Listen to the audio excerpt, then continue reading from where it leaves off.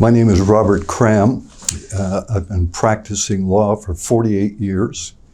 A substantial part of that was defense work for insurance companies, which has given me a unique perspective since I now only do plaintiff personal injury work. I've dealt with very serious personal injury cases, death cases, long-term disability cases, dog attack cases, slip, trip, and fall cases. And earlier in my career, I did some commercial litigation as well, very successfully. When I started, there were no thresholds. There was no limitation on the right to sue. Since I started practicing, and it started, I suppose, substantially in 1978, with the trilogy of cases out of the Supreme Court of Canada, with their limiting the claim for general damages for pain and suffering in an individual case to $100,000 to be adjusted for inflation over the coming years.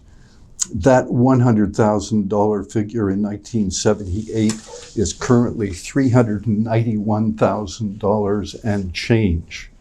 That's the maximum amount of money one can recover for general damages for pain and suffering, no matter how serious the injuries are.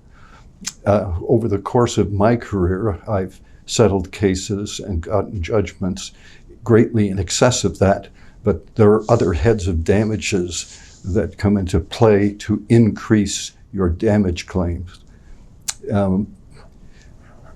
The government many years ago brought in a threshold scheme. And currently you have to, in order to get money for pain and suffering and loss of enjoyment of life, have a permanent and serious impairment of an important bodily function.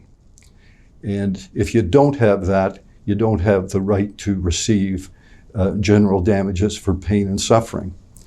If you do, in fact, have a permanent and serious impairment, and that's established by lay evidence as well as medical evidence, then the issue is whether you have the right to have a deductible taken off your award.